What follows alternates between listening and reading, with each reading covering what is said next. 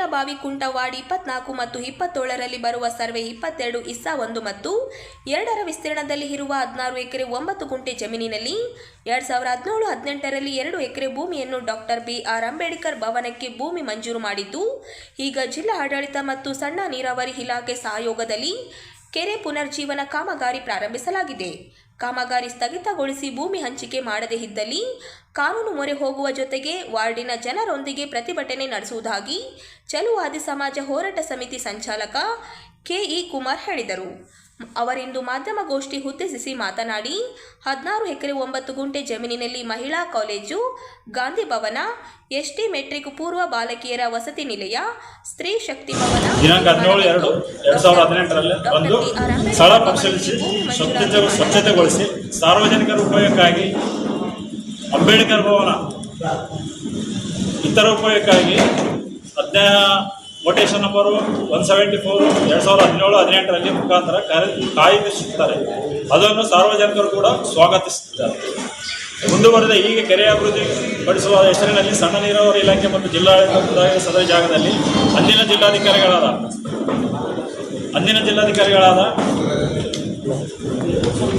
2017-18ರಲ್ಲಿ ಒಂದು ನಾರಾಯಣರಾವ್ ಅಂತೇಳಿ 5 ಎಕರೆ ಅವರು ತಮ್ಮ ಇದಕ್ಕೆ ಪಡ್ಕೊಂಡಿರ್ತಾರೆ. ಆ ಸಮಯದಲ್ಲಿ ಏನಾಗುತ್ತೆ ಅಂದರೆ ಅವರು ಯಾವ ಉದ್ದೇಶಕ್ಕೆ ಪಡ್ಕೊಂಡಿದ್ರು ಅದನ್ನು ಅವರು ಡೆವಲಪ್ ಮಾಡಿರೋದಿಲ್ಲ. ಆ ಒಂದು ಕಾರಣಕ್ಕೆ ನಾವೇನು ಮಾಡಿದ್ದೀವಿ, ನಮಗೆ ಅಂಬೇಡ್ಕರ್ ಒಂದು ಭವನ ಬೇಕು ಅಂತೇಳಿ ಅಂದಿನ ಜಿಲ್ಲಾಧಿಕಾರಿಗಳು ಸಲೀಂ ಅವರಿದ್ದರು, ಅವ್ರ ಹತ್ರ ಸಲೀಂ ಅವರಿದ್ದರು. ಅವ್ರಿಗೆ ನಾವು ಮನೆ ಕೊಟ್ಟಾಗ ಅದು ಹೋಗ್ತಾ ಇರಬೇಕಾದ್ರೆ ತದನಂತರ ಬಂದಂಥ ಗೌತಮ್ ಬಗದಿ ಅವರಿಗೆ ಮತ್ತೆ ನಾವು ಮನೆ ಮುಖಾಂತರ ಕಂಟಿನ್ಯೂ ಆಗಿ ಅಪ್ರೋಚ್ ಆದಾಗ ಅವ್ರು ಏನು ಮಾಡಿದ್ರು ಅಂದರೆ ಅಲ್ಲಿ ಒಂದು ಸ್ಥಳ ಪರಿಶೀಲಿಸಿ ಇದು ಮಾಡಿ ನಮಗೆ ಅಲ್ಲೇ ಕೊಡ್ತೀವಿ ಅಂತ ಒಂದು ನೀರ್ಬಾಯಿ ಕುಂಟದಲ್ಲಿ ಒಂದು ಮಾರ್ಕ್ ಮಾಡಿಕೊಂಡು ಕಂದಾಯ ಇಲಾಖೆಯವ್ರಿಗೆ ಕಳಿಸಿ ಸ್ಕೆಚ್ ಮಾಡಿಸಿ ನಮಗೆ 2 ಎಕರೆ ಭೂಮಿಯನ್ನು ಮಂಜೂರು ಮಾಡಿದ್ದು 2017 ಮತ್ತು 18ರಲ್ಲಿ. ಕೇವಲ ಅಂಬೇಡ್ಕರ್ ಭವನ ಅಷ್ಟೇ ಅಲ್ಲ, ಅಲ್ಲಿ ಉಳಿದಂತೆ ಗಾಂಧಿ ಭವನ ಕೂಡ ಅವತ್ತೇ ಮಂಜೂರಾಗಿದೆ. ಮಹಿಳಾ ಕಾಲೇಜ್ ಪದವಿ ಏನು ಕಾಲೇಜಿದೆ ಅವ್ರಿಗೂ ಇದಾಗಿದೆ. ತದನಂತರ ಪರಿಶಿಷ್ಟ ಪಂಗಡಗಳ ಕಲ್ಯಾಣ ಇಲಾಖೆಗೂ ಆಗಿದೆ. ಇದೇ ರೀತಿ 2 ಈಸಗಳಲ್ಲಿ ಒಂದು ಮಂಜೂರಾದಂಥ 16 ಎಕರೆ ಏನು 9 ಗುಂಟೆಯಲ್ಲಿ ಈ ರೀತಿ ಮಂಜೂರಾಗಿದೆ. ಒಂದು ಕೆರೆ ಡೆವಲಪ್ಮೆಂಟ್ ಮಾಡ್ತೀವಿ ಅಂತೇಳಿ ಸಣ್ಣ ನೀರಾವರಿ ಇಲಾಖೆ ಹಾಗೂ ಜಿಲ್ಲಾಧಿಕಾರಿಗಳು ಅವರು ಆ ಒಂದು ಕೆರೆಗೆ ಬಂದು ಅಲ್ಲಿ ಮಾಡ್ತೀವಿ ಅಂದಾಗ ನಮ್ಮ ಸಮಾಜದ ಮುಖಂಡರು ಮತ್ತು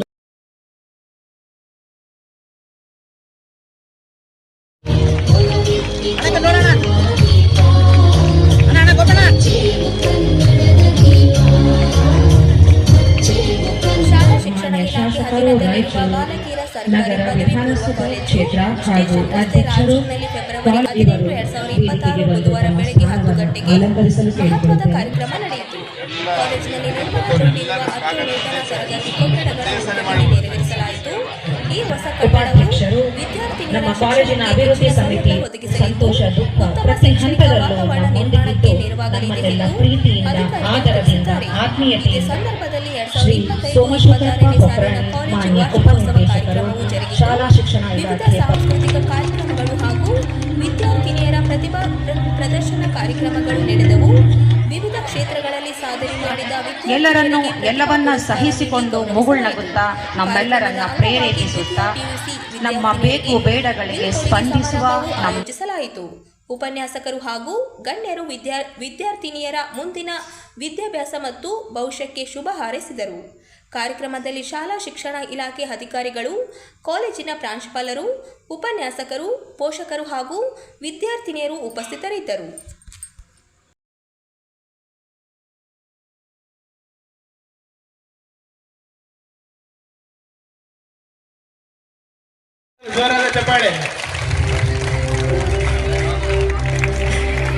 ನಿಮಗೆ ಸ್ಫೂರ್ತಿಯಾಗಲಿ. ಅವರ ಅಂಕಗಳನ್ನು ಮೀರಿಸುವಷ್ಟು ನಿಮ್ಮ ತಲೆಯಲ್ಲಿ ಗುರಿಯನ್ನು ಇಟ್ಟುಕೊಂಡು ಈ ಒಂದು ವಹಿಸಬೇಕು. ವಿದ್ಯಾರ್ಥಿನಿಯರು ತಮ್ಮ ಕೀರ್ತಿ ಪತಾಕೆಯನ್ನು ರಾಜ್ಯ ಮಟ್ಟದಲ್ಲಿ ಹೋಗ್ಬೇಕಾದ್ರೆ ಗರ್ಲ್ಸ್ ಹೈಸ್ಕೂಲ್ ಅಂತಿದೆ. ಅವತ್ತಿನ ಕಾಲೇಜ್ ಇರಲಿಲ್ಲ. ಗರ್ಲ್ಸ್ ಹೈಸ್ಕೂಲ್ ಅಂದ್ರೆ ಬಹುಶಃ ಇದು ಬಹಳ ದೊಡ್ಡ ಸ್ಕೂಲ್ ಇತ್ತು. ಹೆಣ್ಮಕ್ಳಿಗೆ ವಿಶೇಷವಾಗಿ ಇದೊಂದು ಸೀಮಿತವಾದಂತಹ ಶಾಲೆ ಇತ್ತು. ಹಾಗಾಗಿ ಬಹಳಷ್ಟು ಜನರು ಬಡ ವಿದ್ಯಾರ್ಥಿಗಳೇ ಇಲ್ಲಿ ಬರ್ತಾ ಇದ್ರು. ಆವತ್ತಿನಿಂದ ಇವತ್ತಿನವರೆಗೂ ಬರ್ತಾ ಇದ್ದಾರೆ. ಮತ್ತು ಬಹಳಷ್ಟು ಉನ್ನತ ಅಧಿಕಾರಿಗಳಾಗಿ ಈ ಕಾಲೇಜು ಈ ಶಾಲೆಯ ವಿದ್ಯಾರ್ಥಿಗಳು ವಿವಿಧ ಕರ್ನಾಟಕದ ವಿವಿಧ ಭಾಗಗಳಲ್ಲಿ ಸೇವೆ ಸಲ್ಲಿಸ್ತಾ ಇದ್ದಾರೆ. ಹಾಗಾಗಿ ನಾನು MLA ಆದ್ಮೇಲೆ ಫಸ್ಟ್ ವಿಸಿಟ್ ಇದೇ ಸ್ಕೂಲಿಗೆ ಕೊಟ್ಟಿದ್ವಿ, ಕಾಲೇಜಿಗೆ. ಅವತ್ತು ಕಾಲೇಜಿನ ಆಗಿತ್ತು, ಇದೇ ಸ್ಕೂಲಿಗೆ ಕೊಟ್ಟಿದ್ವಿ. ಅವತ್ತು ನೋಡ್ತೇವೆ ಅಲ್ಲೊಂದು ರೋ ಇತ್ತು, ಇದು ಬಿದ್ದೋಗಿತ್ತು, ಅದ್ರ ಹಿಂದೆ ಒಂದು ರೋ ಇತ್ತು, ಅದು ಬಿದ್ದೋಗಿತ್ತು, ಇವೆಲ್ಲವೂ ಬಿದ್ದೋಗಿತ್ತು. ಇದು ನೋಡಿದೆ ನಾನು, ಇಷ್ಟೊಂದು ವಿದ್ಯಾರ್ಥಿಗಳು. ಆವಾಗಲೇ ಬಹುಶಃ ಸ್ಕೂಲಿಗೆ 600-800 ವಿದ್ಯಾರ್ಥಿಗಳಿದ್ರು, ಕಾಲೇಜಿಗೆ 1200 ವಿದ್ಯಾರ್ಥಿಗಳು. ಇಷ್ಟೆಲ್ಲ ಇದ್ದಾಗೂ ಇದಕ್ಕೆ ಎಷ್ಟು ದುಡ್ಡು ತರಬೇಕಪ್ಪ ಅಂತ ನನಗೆ ಆಲೋಚನೆ ಆಗಿತ್ತು. ಆದ್ರೂ ಹಂತವಾಗಿ ಇವತ್ತು ಬಹುಶಃ ಇಲ್ಲಿ ಯಾವ್ದು ಹಳೆ ಬಿಲ್ಡಿಂಗ್ ಇಲ್ಲ ಅನ್ಸುತ್ತೆ, ಎಲ್ಲ ಹೊಸ ಬಿಲ್ಡಿಂಗ್ ಆಗಿ ಇವತ್ತೊಂದು ಸುಸಜ್ಜಿತವಾದಂತ ಕಟ್ಟಡ ಈ ಒಂದು ಪ್ರಾಂಗಣದಲ್ಲಿ ನಿರ್ಮಾಣ ಆಗಿದೆ ಅಂದ್ರೆ ನಿಜವಾಗ್ಲೂ ನನಗೂ ಆಶ್ಚರ್ಯ ಆಗ್ತದೆ. ನಾನು ಇಷ್ಟೊಂದು ಹೊಸ ಕಟ್ಟಡಗಳು ಬಂದಂತ ಅನ್ಕೊಂಡಿರ್ಲಿಲ್ಲ.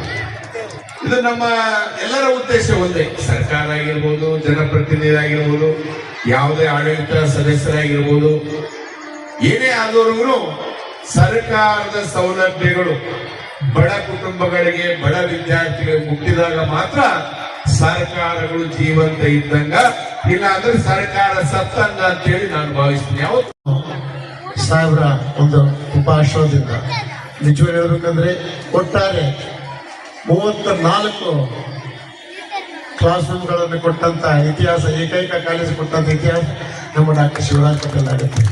ಯಾಕಂದ್ರೆ ಈ ಒಂದು ಹಳೆ ಇನ್ಫ್ರಾಸ್ಟ್ರಕ್ಚರ್ ಯಾವ ರೀತಿ ಇತ್ತು ಅನ್ನೋದಕ್ಕೆ ಇಲ್ಲಿದ್ದಂತಹ ಕೆಲವು ಪ್ರಿನ್ಸಿಪಾಲ್ಗಳು ರಿಟೈರ್ಡ್ ಆಗಿದ್ರು, ಅವ್ರಿಗೂ ಚೆನ್ನಾಗಿ ಗೊತ್ತು. ಅದ್ರ ಜೊತೆಯಲ್ಲಿ ಬಂದಂತ ಎಲ್ಲ ಸ್ಟಾಫ್ ಹೋಗ್ತಾ ಇರ್ತಾರೆ, ಬರ್ತಾ ಇರ್ತಾರೆ ಲೆಕ್ಚರರ್ಸ್. ಆದ್ರೆ ಈ ಒಂದು ಐತಿಹಾಸಿಕವಾದಂತ ಒಂದು girls college, specially PU girls college Raichur, ಇದಕ್ಕೆ 34 ಕೊಠಡಿಗಳು ಕೊಟ್ಟಂತ ಚರಿತ್ರೆ, ಆ ಒಂದು ಚರಿತ್ರೆ ಬರೆದಂತ ಇತಿಹಾಸ ನಮ್ಮ ಡಾಕ್ಟರ್ ಶಿವರಾಜ್ ಪಟೇಲ್. ಯಾಕಂದ್ರೆ ನಾನು ಎಷ್ಟು ಪೀಡಿಸ್ತಾ ಇದ್ದೇವೆ ಅದು ಗೊತ್ತೇ ಇದೆ ಅಣ್ಣವರಿಗೆ. ನಾವು ಬಂದಾಗೆಲ್ಲ ಅದು ಅಣ್ಣ ಇದಣ್ಣ ಅಂತ ಹೇಳ್ದಂಗೆಲ್ಲ ವರ್ಷ 4 ಅವ್ರ ಟೆನ್ಯೂರ್, 12 ವರ್ಷದ ಟೆನ್ಯೂರಲ್ಲಿ 5 ಹೊರತುಪಡಿಸಿ 13 ಕ್ಲಾಸ್ ರೂಮ್ ಹೈಸ್ಕೂಲ್ಗೂ ಬಂದಿದೆ. ಅದ್ರ ಜೊತೆಯಲ್ಲೇ 2 ಶೌಚಾಲಯಗಳಿದೆ. ಅದಕ್ಕೂ ಮುಂಚೆ ಪಾಪರೆಡ್ಡಿ ಅವರು 5 ಕ್ಲಾಸ್ ರೂಮ್ ಕೊಟ್ಟಿದ್ರು. ಅದ್ರ ಜೊತೆಯಲ್ಲೇ ಹಿಂದೆ ಇದ್ದಂಥ ಬಿಲ್ಡಿಂಗ್ 5 ಕ್ಲಾಸ್ ಸೈಡ್ ಯಾಶಿನವ್ರು ಕೊಟ್ಟಿದ್ರು. ಅದಾದ ನಂತರ ನಮ್ಮದೇ ಆದಂಥ ವೈಯಕ್ತಿಕವಾಗಿ ನಮ್ಮ ಒಂದು ಕಾಲೇಜಿಗೆ ಪ್ರತ್ಯೇಕವಾಗಿ ಒಂದು ಲ್ಯಾಬೊರೇಟರಿ ಆಗಿರ್ಬೋದು, ಲೈಬ್ರರಿ ಆಗಿರ್ಬೋದು, ಸುಸಜ್ಜಿತವಾದಂಥ ಲೈಬ್ರರಿ ಇದೆ, ಲ್ಯಾಬೊರೇಟರಿ ಇದೆ. ಅದ್ರ ಜೊತೆಯಲ್ಲಿ ಕೆಮಿಸ್ಟ್ರಿ, ಬಯಾಲಜಿ, ಫಿಸಿಕ್ಸ್ ಅವ್ರ ಲ್ಯಾಬೊರೇಟರಿ ಎಲ್ಲ ಇಕ್ವಿಪ್ಮೆಂಟ್ಸು ನಾವು ತರೋದಕ್ಕೆ ನಮ್ಮ ಕಾರಣಭೂತರಾದಂಥ ನಮ್ಮ ಡಾಕ್ಟರ್ ಶಿವರಾಜ್ ಪಟೇಲ್. ಯಾಕಂದ್ರೆ ನಾವೇನು ಪ್ರೈವೇಟ್ ಇನ್ಸ್ಟಿಟ್ಯೂಷನ್ಸ್ ಕಡಿಮೆ ಇಲ್ಲ ಅನ್ನೋದಕ್ಕೆ ಇದೇ ಒಂದು ನಮ್ಮ ಇನ್ಫ್ರಾಸ್ಟ್ರಕ್ಚರ್ ಹೆಮ್ಮೆಯಿಂದ ಹೇಳ್ಬಯಸ್ತಿದ್ದಾರೆ. ಆಕ್ಚುಲಿ ಹೇಳ್ಬೇಕಂದ್ರೆ ಇವತ್ತಿನ ನಡೆದಂಥ ನಮ್ಮ ವಿದ್ಯಾರ್ಥಿನಿಯರು, minority, SC, ST, other caste, ನಿಜವಾಗಿ ಹೇಳ್ಬೇಕಂದ್ರೆ ಅಣ್ಣವ್ರೆ ಇಲ್ಲಿ ಎಲ್ಲ ಕ್ಯಾಟಗಿರಿಯಿಂದ ಬಂದಂತ ಬಡ ಮಕ್ಕಳು ಹಳ್ಳಿಗಳಿಂದ ಬರ್ತಾ ಇರ್ತಾರೆ. ಅವರಿಗೆ ಒಂದು ಡ್ರೆಸ್ ಕೋಡ್ ಬೇರೆ, ಹೊರಗಡೆ ಇರಬೇಕು, ಯಾರು ಒಳಗೆ ಬರಲಾರ್ದಾಗ ಮಕ್ಕಳನ್ನ ಅದನ್ನು ಕಂಪ್ಲೀಟ್ ಮಾಡ್ತಾ ಇದ್ದೀವಿ. ಅದ್ರ ಜೊತೆಯಲ್ಲಿ ಈ ಒಂದು ಡೈರೆಕ್ಟರ್ ಬಂದು ವಿಸಿಟ್ ಮಾಡೋದಿದೆ ನಮ್ಮ ಕಾಲೇಜಿಗೆ. ಡೈರೆಕ್ಟರ್ ಬಂದ ನಂತರ ನೋಡಿ ಇನ್ಫ್ರಾಸ್ಟ್ರಕ್ಚರ್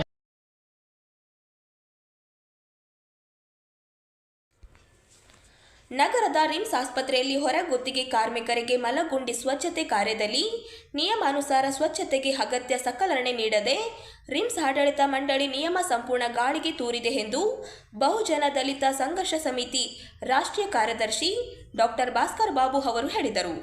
ಅವರಿಂದು ನಗರದ ಸುದ್ದಿಗಾರರೊಂದಿಗೆ ಮಾತನಾಡಿ, ಮಲಗುಂಡಿ ಸ್ವಚ್ಛತೆ ಕೆಲಸ ಮಾಡುವ ಕಾರ್ಮಿಕರು ಆರ್ಥಿಕ ಸಬಲೀಕರಣಕ್ಕೆ ಕೇಂದ್ರ ಮತ್ತು ರಾಜ್ಯ ಸರ್ಕಾರ ಅನೇಕ ಯೋಜನೆಗಳು ರೂಪಿಸಿದರೂ ಅಧಿಕಾರಿಗಳ ಬೇಜವಾಬ್ದಾರಿಯಿಂದ ಸಕಾಲಕ್ಕೆ ಮ್ಯಾನ್ಯುವೆಲ್ ಸ್ಕೆವೆಂಜರ್ ಕೈಗೆ ಸೌಲಭ್ಯ ತಲುಪುತ್ತಿಲ್ಲ ಎಂದು ಅಸಮಾಧಾನ ವ್ಯಕ್ತಪಡಿಸಿದ ಎಂದರು. ಮಲಗುಂಡಿ ಸ್ವಚ್ಛತಾ ಕಾರ್ಮಿಕರ ಮೇಲೆ ದರ್ಪ ಹಾಗೂ ಉದ್ದೇಶಪೂರ್ವಕವಾಗಿ ಅವರನ್ನು ವರ್ಗಾವಣೆ ಮಾಡಲಾಗುತ್ತಿದೆ ಎಂದು ಆರೋಪಿಸಿದರು. ರಿಮ್ಸ್ ಆಸ್ಪತ್ರೆಯಲ್ಲಿ ಮಲಗುಂಡಿ ಸ್ವಚ್ಛತಾ ಕಾರ್ಯದಲ್ಲಿ ಕಾರ್ಮಿಕರಿಗೆ ಯಾವುದೇ ಮುಂಜಾಗ್ರತಾ ಅಗತ್ಯ ಸಲಕರಣೆ ನೀಡದೆ ಬರೀ ಕೈಯಿಂದಲೇ ಸ್ವಚ್ಛತೆ ಮಾಡಿರುವ ಬಗ್ಗೆ ದೂರು ಕೇಳಿಬಂದಿದೆ. ನಗರದ ರಿಮ್ಸ್ ಆಸ್ಪತ್ರೆಯಲ್ಲಿ ಮಲಗುಂಡಿ ಸ್ವಚ್ಛತೆಯನ್ನು ಬರೀ ಕೈಯಿಂದಲೇ ಸ್ವಚ್ಛತೆಯನ್ನು ಮಾಡುತ್ತಿರುವ ಹೊರಗುತ್ತಿಗೆ ಕಾರ್ಮಿಕರನ್ನು ಗುತ್ತಿಗೆ ಸಂಸ್ಥೆ ಹಾಗೂ ರಿಮ್ಸ್ ಅಧಿಕಾರಿಗಳು ಮ್ಯಾನ್ಯುವೆಲ್ ಸ್ಕೆವೆಂಜರ್ಗಳ ನೇಮಕಾತಿ ನಿಷೇಧ ಮತ್ತು ಪುನರ್ವಸತಿ ಕಾಯ್ದೆ 2013ರ ನಿಯಮ ಸಂಪೂರ್ಣ ಗಾಳಿಗೆ ತೂರಿರುವುದು. ರಾಯಚೂರು ವೈದ್ಯಕೀಯ ವಿಜ್ಞಾನ ಸಂಸ್ಥೆಯಲ್ಲಿ ನಡೀತಾ ಇದೆ. ಆದ್ರಿಂದ ಇವತ್ತು ನಾವು ಈ ಪತ್ರಿಕಾಗೋಷ್ಠಿ ಮುಖಾಂತರ ಹೇಳೋದು, ನಾಳೆ 19/2/2026 ಕರ್ನಾಟಕ ರಾಜ್ಯ ಸಫಾಯಿ ಕರ್ಮಚಾರಿಗಳ ಆಯೋಗ ಜಿಲ್ಲೆಗೆ ಭೇಟಿ ಕೊಡ್ತಾ ಇದೆ. ಭೇಟಿ ಕೊಡ್ತಾ ಇರುವಂತಹ ಆಯೋಗಕ್ಕೆ ಒಂದು ಎಚ್ಚರಿಕೆ ಕೊಡುವಂತ ನಿಟ್ಟಿನಲ್ಲಿ ಅವರ ಜವಾಬ್ದಾರಿಗಳನ್ನ ನಿರ್ವಹಿಸಿ ಹೋಗಬೇಕು ಅನ್ನುವಂಥ ನಿಟ್ಟಿನಲ್ಲಿ ಇವತ್ತಿನ ಪತ್ರಿಕಾಗೋಷ್ಠಿಯನ್ನು ನಾವು ಕರೆದಿದ್ದೇವೆ. ಇವತ್ತು ಈ ಪತ್ರಿಕಾಗೋಷ್ಠಿಯನ್ನ ಸಂಪೂರ್ಣ ಸಾರಾಂಶವನ್ನ ನಮ್ಮ ಸಮಾಜದ ರಾಷ್ಟ್ರ ನಾಯಕರಾದಂಥ ಭಾಸ್ಕರ್ ಬಾಬು ಅವರು, ರಾಷ್ಟ್ರೀಯ ಕಾರ್ಯದರ್ಶಿಗಳು ಮೈಸೂರು ಕಾಂಗ್ರೆಸ್ ಅವರು ನಡೆಸಿಕೊಡ್ತಾರೆ ಅಂತ ಹೇಳ್ತಾ, Karnataka government of India service ಮಾಡ್ತಾ ಇದೆ. ಬಟ್ 2013 ಆಕ್ಟ್ ಪ್ರಕಾರ ಇವರು ಕ್ರಮ ಕೈಗೊಳ್ಳಬೇಕಾಗಿತ್ತು ಸಂಬಂಧಿಸಿದ ಇಲಾಖೆ ಅಧಿಕಾರಿಗಳು. ಆದರೂ ಇವತ್ತುವರೆಗೂ ಯಾವುದೇ ಒಂದು ಕ್ರಮವನ್ನು ತಗೊಳ್ಳೋದಿದ್ದ ಒಂದು ವಿಷಯ ನೋಡಿದ್ರೆ ಬಹಳ ವಿಷದ ಅನಿಸ್ತದೆ. ಈಗ ಸುಪ್ರೀಂ ಕೋರ್ಟ್ ಆದೇಶದ ನಿರ್ಲಕ್ಷ್ಯ, ಆ ನಂತರ ನಮ್ಮ ಸಿಇಒ ಸಾಹೇಬರು ನೀಡಿರ್ತಕ್ಕಂಥ ಒಂದು ನಿರ್ದೇಶನ ಕೂಡ ಗಾಳಿ ಹೋಗ್ತಾ ಇದೆ, ಗಾಳಿ ತೂರುತ್ತಾ ಇದ್ದಾರೆ ಅಧಿಕಾರಿಗಳು. ನಮಗೆ ಏನಂತಂದ್ರೆ ಈಗಾಗಲೇ ಆ ಒಳ ಕಾರ್ಮಿಕರು ನಿಸ್ಸಹಾಯಕರು ಮ್ಯಾನ್ಯುವಲ್ ಸ್ಕ್ಯಾಮಿಂಗ್ ಅಂದ್ರೆ ಬಿಟ್ಟಿಯಾಗಿ ಕೆಲಸ ಮಾಡ್ತಕ್ಕಂಥ ಒಂದು ದೃಶ್ಯ ಏನಿದೆ, ನಮ್ಮ ಮಿತ್ರ ಬಾಂಧವರು ಈಗಾಗಲೇ ಮಾಧ್ಯಮ ಮುಖಾಂತರ, ಪತ್ರಿಕಾ ಮಾಧ್ಯಮ ಮುಖಾಂತರ, ದೃಶ್ಯ ಮಾಧ್ಯಮ ಮುಖಾಂತರ, ಮನವಿ ಪತ್ರದ ಮುಖಾಂತರ ಈಗಾಗಲೇ ಎಲ್ಲರಲ್ಲಿ ವಿನಂತಿ ಮಾಡ್ಕೊಂಡಿದ್ದಾರೆ ಇವರಿಗೆ ನ್ಯಾಯ ಕೊಡಬೇಕು ಅಂತ ಹೇಳಿ. ಬಟ್ ಇವತ್ತುವರೆಗೂ ನ್ಯಾಯ ಕೊಡೋದು ಬಿಟ್ಟು ಅವರು ಇಮಿಡಿಯೇಟ್ಲಿ ಎತ್ತೇರಿ ಮಾಡ್ತಾ ಇದ್ದಾರೆ ಸಂಬಂಧಿಸಿದ ಇಲಾಖೆ ಅಧಿಕಾರಿಗಳು. ಬಹಳ ದುಃಖ ಅನಿಸ್ತದ. ಮೊದಲೇ ಅವರು ಅಮಾಯಕರು, ಅವಿದ್ಯಾವಂತರು, ಒಟ್ಟಿಗೆ ಒಂದು ಇದ್ರಿಲ್ಲ ಅಂತವರು ಮತ್ತೆ ಗೆದ್ದಲ್ಲಿ ಯಾವುದೋ ಒಂದು ಜಿಲ್ಲೆಗೆ ಒಂದು ವರ್ಗಾವಣೆ ಮಾಡ್ತಾ ಇದ್ದಾರೆ ಅಂತಂದ್ರೆ ಎಷ್ಟು ವಿಷಾದನೀಯ ಅನಿಸ್ತಂತಂದ್ರೆ, ಅದು ಸುಪ್ರೀಂ ಕೋರ್ಟ್ ಆಕ್ಟ್ ಏನಿದೆ 2013 ಆಕ್ಟ್ ಪ್ರಕಾರ ಇವರು ಇಮಿಡಿಯೇಟ್ಲಿ ಆಕ್ಷನ್ ತಗೊಳ್ಳೇಬೇಕು. ನಾವು ಗೊತ್ತಾಯ ಸಂಬಂಧಿಸಿದ ಯಾವುದೇ ಇಲಾಖೆಯ ಅಧಿಕಾರಿಗಳಿರ್ಬೋದು, ಅದು ಪ್ರೈವೇಟ್ ಸಂಸ್ಥೆ ಇರ್ಬೋದು, ಅವ್ರ ಮೇಲೆ ಒಂದು ಆಕ್ಷನ್ ತಗೊಂಡು ಅವರ ಒಂದು ಕಾಂಟ್ರಾಕ್ಟ್ ಏನಿದೆ ಕಪ್ಪು ಪಟ್ಟಿ ಸೇರಿಸಬೇಕು ಇಮಿಡಿಯೇಟ್ಲಿ. ಅದು ನಾನ್ ಬೇಲೆಬಲ್ ಇದೆ, ಅದನ್ನ ಕಾರ್ಯಕ್ರಮದಲ್ಲಿ ತಂದ್ರೆ ಮಾತ್ರ ಈ ಮ್ಯಾನ್ಯುವಲ್ ಸ್ಕ್ಯಾಮರ್ಗಳಿಗೆ, ಸಫಾಯಿ ಕರ್ಮಚಾರಿಗಳಿಗೆ ಒಂದು ನ್ಯಾಯ ಸಿಗ್ತದೆ ಅಂತೇಳಿ ಈ ವೇದಿಕೆ ಮುಖಾಂತರ ತಮ್ಮಲ್ಲಿ ನಿಜವಾಗ್ಲೂ ಹೇಳಬೇಕಾದ್ರೆ ನನಗೆ ಒಂದು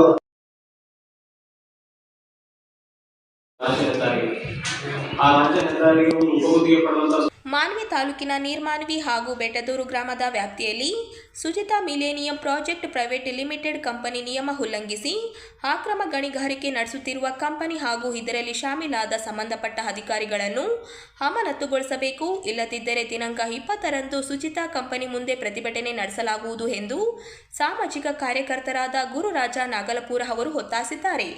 ಅವರಿಂದು ನಗರದ ಸುದ್ದಿಗಾರರೊಂದಿಗೆ ಮಾತನಾಡಿ, ಗಾಳಿಗೆ ತೂರಿ ಬೃಹತ್ ಗಣಿ ಹಗರಣದಲ್ಲಿ ಭಾಗಿಯಾಗಿದೆ. ಕಲಮಲ ಜಂಕ್ಷನ್ನಿಂದ ಸಿಂಧನೂರುವರೆಗಿನ 78 ಕಿಲೋಮೀಟರ್ SH-23 ರಾಜ್ಯ ಹೆದ್ದಾರಿ ಕಾಮಗಾರಿಯ ಉಪಗುತ್ತಿಗೆ ಪಡೆದ ಈ ಕಂಪನಿಯು ರಸ್ತೆ ನಿರ್ಮಾಣದ ನೆಪದಲ್ಲಿ ಸಾವಿರಾರು ಟನ್ ಅಧಿಕ ಕಲ್ಲನ್ನು ಅಕ್ರಮವಾಗಿ ಲೂಟಿ ಮಾಡಿದೆ.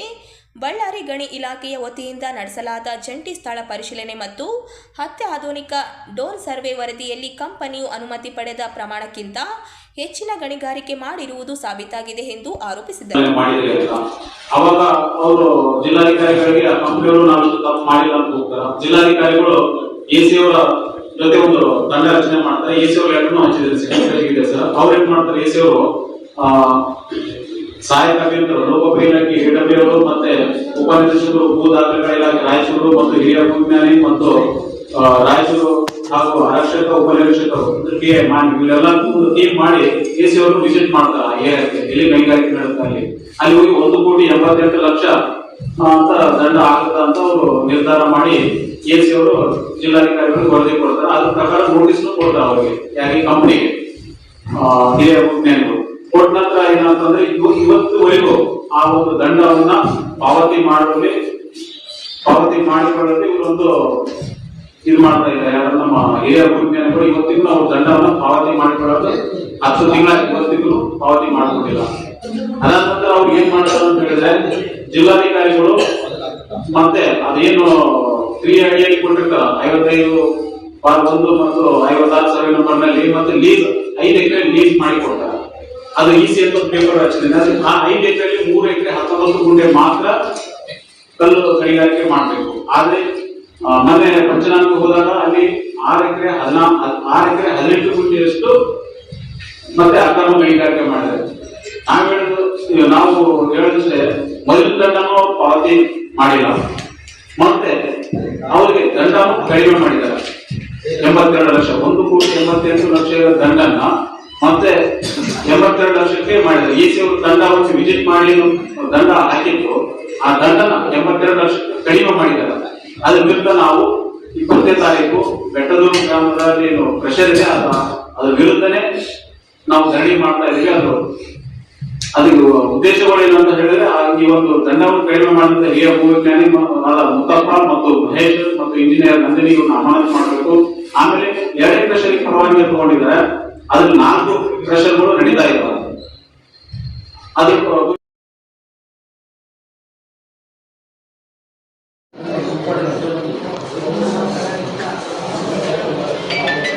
ಜಿಲ್ಲಾ ಆಡಳಿತ ಹಾಗೂ ಕನ್ನಡ ಸಂಸ್ಕೃತಿ ಇಲಾಖೆ ಸಹಯೋಗದಲ್ಲಿ ದಿನಾಂಕ 20ರಂದು ತ್ರಿಪದಿ ಕವಿ ಸರ್ವಜ್ಞ ಜಯಂತಿ ನಗರದ ರಂಗಮಂದಿರದಲ್ಲಿ ಆಚರಿಸಲಾಗುವುದು ಎಂದು ಜಿಲ್ಲಾ ಕುಂಬಾರ ಸಮಾಜದ ಗೌರವ ಅಧ್ಯಕ್ಷ ವೈ ಸುರೇಂದ್ರ ಬಾಬು ಅವರು ಹೇಳಿದರು. ಅವರಿಂದು ನಗರದ ಸುದ್ದಿಗಾರರೊಂದಿಗೆ ಮಾತನಾಡಿ, ಪ್ರತಿ ವರ್ಷ ಮಾದರಿಯಲ್ಲಿ ಈ ವರ್ಷ ಕೂಡ ತ್ರಿಪದಿ ಕವಿ ಸರ್ವಜ್ಞ ಅವರ ಜಯಂತಿಯನ್ನು ಅತ್ಯಂತ ವಿಜೃಂಭಣೆಯಿಂದ ಆಚರಿಸಲಾಗುವುದು ಎಂದರು. ಜಯಂತಿ ದಿನದಂದು ಡಾಕ್ಟರ್ BR ಅಂಬೇಡ್ಕರ್ ವೃತ್ತದಲ್ಲಿ ತ್ರಿಪದಿ ಕವಿ ಸರ್ವಜ್ಞ ಅವರ ಭಾವಚಿತ್ರಕ್ಕೆ ಪುಷ್ಪ ನಮನ ಸಲ್ಲಿಸಿ ನಂತರ ರಂಗಮಂದಿರದವರೆಗೆ ಮೆರವಣಿಗೆ ನಡೆಯಲಿದೆ ಎಂದರು. ನಮ್ಮ ರಾಯಚೂರು ಜಿಲ್ಲೆಯ ಉಸ್ತುವಾರಿ ಸಚಿವರು ಶ್ರೀ ಷಟ್ಪ್ರಕಾಶ್ ಮಾಹಿತಿ ಅವರು, ಸನ್ಮಾನ್ಯ ಶ್ರೀ NS ಬೋಸಾ ಸಾಹೇಬರು ಮತ್ತು ನಮ್ಮ ವಸಂತಗೌಡ ಕತ್ತಲ್ ಅವರು, ವಸಂತ್ ಕುಮಾರ್ ಅವರು, ಮಾದರಿ ಹಂಪನಗೌಡರು, ನಮ್ಮ ಎಲ್ಲ ಶಾಸಕರು ಮಾಹಿತಿಗಳು ಹೋಗಿದ್ದಾರೆ. ಅದು ಏನಪ್ಪಾ ಅಂದ್ರೆ, ಸರ್ಕಾರದಲ್ಲಿರ್ತಕ್ಕಂಥ ಏನೋ ನೀನೆಲ್ಲರೂ ಪಾಯಿಂಟ್ ಹೋಗಿದ್ದಾರೆ, ಇವತ್ತು ಹಾಸ್ಟೆಲ್ ಇದ್ದಾರೆ ಅವರೆಲ್ಲ, ಅವರೆಲ್ಲ ದೇವರು ಒಳ್ಳೆ ಮಾಡ್ಲಿ. ಸರ್ವಜ್ಞ ಜಯಂತಿಗೆ ನಮ್ಮ ಜಿಲ್ಲೆಯ ಆಡಳಿತ ವರ್ಗದವರಾಗಿರ್ತಕ್ಕಂಥ ಜಿಲ್ಲಾ ಪಂಚಾಯತಿಯವರು, ನಗರಸಭೆ, ಮಹಾನಗರ ಪಾಲಿಕೆಯವರು ಮತ್ತು ನಮ್ಮ ಮಾನ್ಯ ಜಿಲ್ಲಾಧಿಕಾರಿಗಳು ಅವರ ನೇತೃತ್ವದಲ್ಲಿ ಎಲ್ಲ ಇಲಾಖೆ ಅಧಿಕಾರಿಗಳು ಈ ಒಂದು ಕಾರ್ಯಕ್ರಮಕ್ಕೆ ಆಗಮಿಸಿದ್ದಾರೆ. ಜೊತೆಗೆ ನಮ್ಮ ಸಮಾಜದ ಎಲ್ಲ ಮುಖಂಡರು, ಎಲ್ಲ ಪದಾಧಿಕಾರಿಗಳು ಮತ್ತು ಈ ಪಕ್ಕದ ಎಲ್ಲ ಹಳ್ಳಿಯ ಜನರು ನಮ್ಮ ನಾಳೆಗೆ ಕಾರ್ಯಕ್ರಮಕ್ಕೆ ಆಗಮಿಸಿದ್ದಾರೆ. ಈ ಸ್ವಂತ ಕವಿಯನ್ನು ಸರ್ವಜ್ಞರು ಪ್ರತಿಯೊಬ್ಬರ ಜೀವನದಲ್ಲಿ ಏನೇನ್ ಆಗ್ಬೇಕಾಗಿದೆ, ಏನೇನ್ ಮಾಡಬೇಕಾಗಿದೆ, 12ನೇ ಶತಮಾನದಲ್ಲಿ ಬಸವಣ್ಣ ನಂತರ ಮುಂದೆ ಬಂದಿರತಕ್ಕಂಥ 14ನೇ ಶತಮಾನದಲ್ಲಿ ಸಂತ ಕವಿ ಸರ್ವಜ್ಞರು ಇವರು ಸಮಾಜದಲ್ಲಿರ್ತಕ್ಕಂಥ ಅನೇಕ ಅನುಕೂಲಗಳನ್ನು ತಿದ್ದಿ ಜನರಿಗೆ ಒಂದು ಒಳ್ಳೆಯ ಕಾರ್ಯಕ್ರಮಗಳನ್ನು ಹಮ್ಮಿಕೊಳ್ಳಬೇಕು. ಜನರಿಗೆ ಯಾವುದೇ ಮಾತು ಮಾಡಿದ್ರೆ ಕಷ್ಟ ಕಾರ್ಯಗಳು ಬರಬಾರದು ಮತ್ತು ಎಲ್ಲರೂ ಸುಖವಾಗಿ ಮಾಡಬೇಕಂತ ಸಂದೇಶವನ್ನು ಸರ್ವಜ್ಞರು ಇದು ಮಾಡಿದ್ದಾರೆ, ಜನರಿಗೆ ತಿಳಿಸಿದ್ದಾರೆ. ಜೊತೆಗೆ ಈಗ ಸುಮಾರು ಏನಪ್ಪಾ ಅಂದ್ರೆ ಇವರು ವಚನಗಳನ್ನು ಬರೆದಿದ್ದಾರೆ. ಅವು ಏನಪ್ಪಾ ನಮ್ಮ ಕರ್ನಾಟಕ ರಾಜ್ಯಕ್ಕೆ ಒಂದು ಏನಪ್ಪ ಆಸ್ತಿಯಾಗಿವೆ. ಜೊತೆಗೆ ಇವರು ಏನಪ್ಪಾ ಅಂತ ಬಂದ್ರೆ ಬಹಳಷ್ಟು ಕಾರ್ಯಗಳನ್ನು ಮಾಡಿಕೊಂಡು ಮನೆಯನ್ನು ಬಿಟ್ಟು ಪ್ರತಿಯೊಂದು ಗ್ರಾಮಕ್ಕೆ ಅಲ್ಲಾಡಿ ಅಲ್ಲಿ ಜನರ ಸ್ಥಿತಿಗತಿಗಳನ್ನು ನೋಡಿ ಅವರಿಗೆ ಅನುಕೂಲಗಳನ್ನು ಏನು ತಪ್ಪು ಮಾಡ್ತಾರೆ ಜನರನ್ನು ತಿದ್ದಕ್ಕಂಥ ಒಂದು ವ್ಯವಸ್ಥೆಯನ್ನು ಮಾಡತಕ್ಕಂಥ ಮಹಾನ್ ಕವಿ ಶ್ರೀ ಸರ್ವಜ್ಞರು ಅವರ ಒಂದು ಈ ಒಂದು ಜಯಂತಿಯನ್ನು ನಾವು ಆಚರಣೆ ಮಾಡೋದು ತುಂಬಾ ಸಂತೋಷ. ಅದರಲ್ಲಿ ವಿಶೇಷವಾಗಿ ನಮ್ಮ ಕುಂಬಾರ ಸಮಾಜ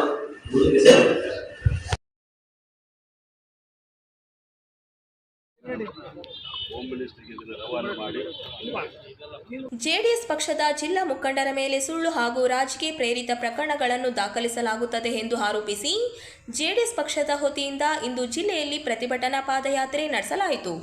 ಜಿಲ್ಲೆಯಾದ್ಯಂತ ಜೆಡಿಎಸ್ ಪಕ್ಷದ ಮುಖಂಡರು ಹಾಗೂ ಶಾಸಕರ ವಿರುದ್ಧ ಉದ್ದೇಶಪೂರ್ವಕವಾಗಿ ಸುಳ್ಳು ಪ್ರಕರಣಗಳನ್ನು ದಾಖಲಿಸಲಾಗುತ್ತದೆ ಎಂದು ಪ್ರತಿಭಟನಾಕಾರರು ತೀವ್ರವಾಗಿ ಖಂಡಿಸಿದರು. ಈ ಕುರಿತು ಈಗಾಗಲೇ ಕರೆಮ್ಮ ಜಿ ನಾಯಕ ಅವರು ಕಳೆದ ವಿಧಾನಸಭಾ ಅಧಿವೇಶನದಲ್ಲಿ ವಿಷಯವನ್ನು ಪ್ರಸ್ತಾಪಿಸಿ ಸೂಕ್ತ ಕ್ರಮ ಕೈಗೊಳ್ಳುವಂತೆ ಸರ್ಕಾರವನ್ನು ಒತ್ತಾಯಿಸಿದರು. ಸರ್ಕಾರದಿಂದ ಕ್ರಮ ಕೈಗೊಳ್ಳುವ ಭರವಸೆ ನೀಡಲಾಗಿದ್ದರೂ ಸುಳ್ಳು ಪ್ರಕರಣಗಳ ದಾಖಲಾತಿ ಮುಂದುವರಿಸುತ್ತಿದೆ ಎಂದು ಆರೋಪಿಸಿ ಜಿಲ್ಲಾ ಪೊಲೀಸ್ ಪರಿಶಿಷ್ಟ ಅಧಿಕಾರಿಗಳ ಮೂಲಕ ಗೃಹ ಮಂತ್ರಿಗಳಿಗೆ ಮನವಿ ಸಲ್ಲಿಸಲಾಯಿತು. ಪ್ರತಿಭಟನೆಯಲ್ಲಿ ಪಕ್ಷದ ಹಲವು ಮುಖಂಡರು, ಕಾರ್ಯಕರ್ತರು ಹಾಗೂ ಬೆಂಬಲಿಗರು ಭಾಗವಹಿಸಿ ನ್ಯಾಯಸಮ್ಮತ ತನಿಖೆ ನಡೆಸಿ ಸುಳ್ಳು ಪ್ರಕರಣಗಳನ್ನು ಹಿಂಪಡೆಯಬೇಕೆಂದು ಆಗ್ರಹಿಸಿದರು. ಜನತಾದಳ ನಾಯಕರುಗಳ ಮೇಲೆ ಸುಳ್ಳು ಪ್ರಕರಣಗಳನ್ನು ದಾಖಲು ಮಾಡತಕ್ಕಂಥ ಘಟನೆಯನ್ನು ಖಂಡಿಸಿ ನಾವು ಇವತ್ತು ಜಿಲ್ಲಾ ಪೊಲೀಸ್ ಅಧಿಕಾರಿಗಳಿಗೆ ಮನವಿ ಪತ್ರವನ್ನು ಸಲ್ಲಿಸಿದ್ದೀವಿ. ದೇವದುರ್ಗ ತಾಲೂಕಿನಲ್ಲಾಗಿರ್ತಕ್ಕಂಥ ನಮ್ಮ ಶಾಸಕಿಯ ಮೇಲೆ ಮರಳು ಮಾಫಿಯಾಗಾರರು ಮನೆಗೆ ನುಗ್ಗಿ ಗಲಾಟೆ ಮಾಡಿರ್ತಕ್ಕಂಥದ್ದು, ಮಾನ್ವಿ ತಾಲೂಕಿನ ಅಮರೇಶ್ವರ ಕ್ಯಾಂಪಿನ ಪ್ರಕಾಶನ ಮೇಲೆ ಹಲ್ಲೆ ಮಾಡಿರ್ತಕ್ಕಂಥ ಕಾಂಗ್ರೆಸ್ ಗುಂಡಗಳು, ರಾಯಚೂರಿನಲ್ಲಿ ಕಾಂಗ್ರೆಸ್ ಗುಂಡಗಳು ಕೆಲವೊಂದು ಸಂಘಟನೆಗಳನ್ನು ಬಳಸಿಕೊಂಡು, ಅಮಾಯಕರನ್ನು ಬಳಸಿಕೊಂಡು ನಮ್ಮ ಪಕ್ಷದ 3 ಸಲ ನಗರಸಭಾ ಸದಸ್ಯರಾಗಿರ್ತಕ್ಕಂಥ ತಿಮ್ಮಾರೆಡ್ಡಿಯ ಮೇಲೆ ಸುಳ್ಳು ಪ್ರಕರಣಗಳನ್ನು ದಾಖಲು ಮಾಡ್ತಕ್ಕಂಥದ್ದು ನಾವು ಈಗಾಗಲೇ SP ಅವರ ಗಮನಕ್ಕೆ ತಂದಿದ್ದೀವಿ. ಇಡೀ ಪೊಲೀಸ್ ವ್ಯವಸ್ಥೆಗೆ ಗೊತ್ತಿದೆ ಇವೆಲ್ಲ ಕೂಡ ಸುಳ್ಳು ಪ್ರಕರಣಗಳಂತೇಳಿ. ಆ ಕಾರಣಕ್ಕಾಗಿ ಕೂಡಲೇ ಈ ಎಲ್ಲ ಪ್ರಕರಣಗಳನ್ನು ತನಿಖೆ ಮಾಡಿ ರದ್ದುಪಡಿಸಬೇಕಂತಕ್ಕಂಥ ಒತ್ತಾಯವನ್ನು ನಾವು ಮಾಡಿದ್ದೀವಿ.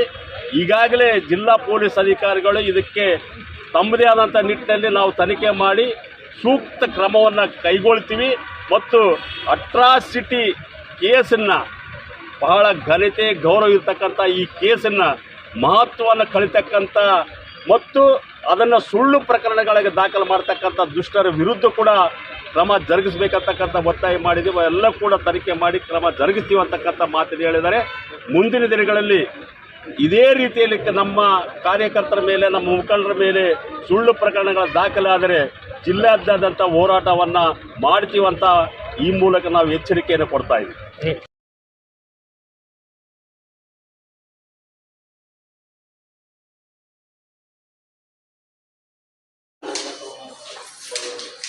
ಇವತ್ತಿನ ಪತ್ರಿಕಾಗೋಷ್ಠಿಗೆ ಆಗಮಿಸಿರುವ ಕರ್ನಾಟಕ ರಾಜ್ಯದ ಸಾಂಸ್ಕೃತಿಕ ರಂಗದಲ್ಲಿ ಸಾಮಾಜಿಕ ಚಟುವಟಿಕೆಗಳ ಪ್ರದರ್ಶನದ ಮೂಲಕ ಹೆಸರುವಾಸಿಯಾದ ರಾಯಚೂರು ಸಮುದಾಯದ 50ನೇ ವರ್ಷ ಪೂರೈಸಿದ ಹಿನ್ನೆಲೆಯಲ್ಲಿ ಸಮುದಾಯದ 50ರ ಸಂಭ್ರಮ ಕಾರ್ಯಕ್ರಮ ಫೆಬ್ರವರಿ 21ರಂದು ನಗರದ ಪಂಡಿತ್ ಸಿದ್ದರಾಮ ಜಂಬಲ್ದಿನ್ನಿ ರಂಗಮಂದಿರದಲ್ಲಿ ನಡೆಯಲಿದೆ ಎಂದು ಅಧ್ಯಕ್ಷರಾದ ಪ್ರವೀಣ್ ರೆಡ್ಡಿ ಗುಂಜಹಳ್ಳಿ ಅವರು ಹೇಳಿದರು. ಅವರಿಂದು ನಗರದ ಸುದ್ದಿಗಾರರೊಂದಿಗೆ ಮಾತನಾಡುತ್ತಾ ಸಮುದಾಯದ 50ರ ಸಂಭ್ರಮದ ಹಿನ್ನೆಲೆ ಮನುಷ್ಯತ್ವದೆಡೆ ಸಮುದಾಯ ಜಾಥಾ ಹಾಗೂ ವಿಚಾರ ಸಂಕಿರಣ ರಂಗಗೀತೆ ಸೇರಿ ವಿವಿಧ ನಾಟಕ ಪ್ರದರ್ಶನ ಆಯೋಜಿಸಲಾಗಿದೆ ಎಂದರು. ವಿಷಯ ಜಾಗತೀಕರಣ, ಕೋಮುವಾದ ಇಂಥ ಪ್ರಮುಖ ದುಷ್ಟ ಶಕ್ತಿಗಳು ನಮ್ಮ ಜೀವನದ ಮೌಲ್ಯಗಳನ್ನೇ ಬುಡಮೇಲ್ಗೊಳಿಸುವ ಹಿನ್ನೆಲೆಯಲ್ಲಿ ಜನಪರ ಸಂಸ್ಕೃತಿಯನ್ನು ರಕ್ಷಿಸಿ ಬೆಳೆಸುವ ಅವಶ್ಯಕತೆಯಿಂದಾಗಿ ಮತ್ತೊಮ್ಮೆ ಪುನಃ ಕ್ರಿಯಾತ್ಮಕವಾಗಿ ಸಂಘಟಿತವಾಗಿ ಸಾಂಸ್ಕೃತಿಕ ಕಾರ್ಯಕ್ರಮಗಳನ್ನ ನಿರಂತರವಾಗಿ ಸಮುದಾಯ ಹಮ್ಮಿಕೊಳ್ತಾ ಬಂದಿರೋದು ಎಲ್ಲರಿಗೂ ಗೊತ್ತಿರುವಂತಹ ವಿಷಯ. 1975ರ ತುರ್ತು ಪರಿಸ್ಥಿತಿಯ ಕರಾಳ ದಿನಗಳ ಆ ಸಂದರ್ಭದಲ್ಲಿ ಸರ್ವಾಧಿಕಾರದ ವಿರುದ್ಧ ಪ್ರಾರಂಭವಾದ ಸಮುದಾಯದ ಚಟುವಟಿಕೆಗಳು ಇವತ್ತಿನ ಅಘೋಷಿತ ತುರ್ತು ಪರಿಸ್ಥಿತಿಯ ಸಂದರ್ಭದಲ್ಲೂ ಕೂಡ ವ್ಯವಸ್ಥೆಯ ವಿರುದ್ಧ, ಶೋಷಣೆಯ ವಿರುದ್ಧ ತಮ್ಮ ಕಾರ್ಯಕ್ರಮಗಳನ್ನ ಹಮ್ಮಿಕೊಳ್ತಾ ಬಂದಿದೆ. ಕಲೆಗಾಗಿ ಕಲೆ ಅಲ್ಲ, ಕಲೆ ಅನ್ನೋದು ಕಲೆಗಾಗಿ ಅಲ್ಲ, ಬದುಕಿಗಾಗಿ, ಅಂದ್ರೆ ಜನರ ನೋವಿಗಾಗಿ ಮಿಡಿಯುವ ಕಲೆ ಅನ್ನೋದನ್ನ ಮುಖ್ಯ ಧ್ಯೇಯವಾಕ್ಯದೊಂದಿಗೆ ರಂಗಭೂಮಿಯನ್ನ ಪ್ರಮುಖ ಮಾಧ್ಯಮವನ್ನಾಗಿ ಬಳಸಿಕೊಂಡು ಸಮುದಾಯ ಅನೇಕ ಬೀದಿ ನಾಟಕ, ರಂಗಪ್ರಯೋಗ, ವಿಚಾರ ಸಂಕಿರಣ, ಚಿತ್ರಕಲಾ ಪ್ರದರ್ಶನ, ಮಕ್ಕಳ ಬೇಸಿಗೆ ತರಬೇತಿ ಶಿಬಿರ, ಸಂಗೀತ ಕಾರ್ಯಕ್ರಮ, ಕವಿಗೋಷ್ಠಿ, ಈ ತರದ ಕಾರ್ಯಕ್ರಮಗಳನ್ನ ನಿರಂತರವಾಗಿ ಮಾಡ್ತಾ ಬಂದಿದೆ. ಹಾಗೆಯೇ 1978ರಲ್ಲಿ ಏನ್ ತುರ್ತು ಪರಿಸ್ಥಿತಿ ಇತ್ತಲ್ಲ ಅದರ ವಿರುದ್ಧ, ಸರ್ವಾಧಿಕಾರದ ವಿರುದ್ಧ ಅಂತೇಳಿ ಇಡೀ ಕರ್ನಾಟಕದಾದ್ಯಂತ ಒಂದು ಜಾಥಾವನ್ನ ಹಮ್ಮಿಕೊಳ್ಳುತ್ತದೆ. 1979ರಲ್ಲಿ ಹೊಸ ಮೌಲ್ಯಗಳತ್ತ, ಅಂದ್ರೆ ಜಡಗಟ್ಟಿರುವಂತಹ ಮೌಲ್ಯಗಳ ವಿರುದ್ಧ ಹೊಸ ಮೌಲ್ಯಗಳತ್ತ ಜಾಥಾ ಅನ್ನೋ ಒಂದು ಕಾರ್ಯಕ್ರಮವನ್ನು ಕೂಡ ಹಮ್ಮಿಕೊಳ್ಳುತ್ತದೆ. 1981ರಲ್ಲಿ ರೈತರು ತೀರಾ ಸಂಕಷ್ಟಕ್ಕೆ ಒಳಗಾಗ್ತಾ ಇದ್ರು, ಸಾಲದ ಕೂಪದಲ್ಲಿ ನಡೀತಾ ಇದ್ರು, ಆತ್ಮಹತ್ಯೆಗಳು ನಿರಂತರವಾಗಿ ನಡೀತಾ ಇದ್ವು. ಅಂತಹ ಸಂದರ್ಭದಲ್ಲಿ ರೈತರಿಗೆ ಸಾಂಸ್ಕೃತಿಕ ಜಾಥಾ ಅನ್ನೋದನ್ನ ಬೀದರ್ನಿಂದ ಒಂದ್ ಕಡೆ ಶುರುವಾಗಿ, ಚಾಮರಾಜನಗರದಿಂದ ಶುರುವಾಗಿ ಕರ್ನಾಟಕದಾದ್ಯಂತ ಸಂಚಲನ ಸೃಷ್ಟಿ ಮಾಡಿರುವಂತಹ ಒಂದು ಜಾಥಾವನ್ನ 1981ರಲ್ಲಿ ಸಮುದಾಯ ಹಮ್ಮಿಕೊಂಡಿತ್ತು. 1985ರಲ್ಲಿ ಇಡೀ ದೇಶಾದ್ಯಂತ ಬರಗಾಲ ಇತ್ತು. ಜನ ತತ್ತರಿಸಿ ಹೋಗಿದ್ರು, ಸರ್ಕಾರಗಳು ಜಡಗಟ್ಟಿ ಹೋಗಿದ್ವು, ಬಡವರಿಗೆ ಮತ್ತು ರೈತರಿಗೆ ಕಾರ್ಮಿಕರಿಗೆ ಸ್ಪಂದಿಸುವ ಕೆಲಸಗಳನ್ನ ಮಾಡ್ತಾ ಇರಲಿಲ್ಲ. ಅಂಥ ಸಂದರ್ಭದಲ್ಲಿ ಜನರನ್ನ ಹೆಚ್ಚಿಸುವಂತಹ ಕಾರ್ಯಕ್ರಮವನ್ನ 1985ರಲ್ಲಿ ಭೀಕರ ಬರದೆದುರು ದಶಕದ ಜಾಥಾ ಅನ್ನೋ ಒಂದು ಕಾರ್ಯಕ್ರಮ ಕೂಡ ಹಮ್ಮಿಕೊಂಡಿತ್ತು. ಮತ್ತೆ 1986ರಲ್ಲಿ ಅಣುಬಾಂಬ್ಗಳ ಪ್ರಯೋಗ ನಡೀತದೆ, ವಿಶ್ವದಲ್ಲಿ ಯುದ್ಧದ ಕರಾಳ ಛಾಯೆ ಮೂಡಿರ್ತದೆ. ಅಂತ ಸಂದರ್ಭದಲ್ಲಿ ವಿಶ್ವ ಶಾಂತಿಗಾಗಿ ಅಣು ಸಮರದ ವಿರುದ್ಧ ಶಾಂತಿ ಜಾಥಾ ಅಂತೇಳಿ ಒಂದು ಕಾರ್ಯಕ್ರಮವನ್ನ ಕರ್ನಾಟಕದಾದ್ಯಂತ ಸಮುದಾಯ ರೂಪಿಸಿರುವಂತಹ ಇತಿಹಾಸ ಇದೆ. ಇಂಥ ಕಾರ್ಯಕ್ರಮಗಳನ್ನ ಮಾಡೋದ್ರ ಮೂಲಕನೇ ಚಿತ್ರ ಸಮುದಾಯ ಅನ್ನೋ ಒಂದು ಸಂಘಟನೆಯನ್ನ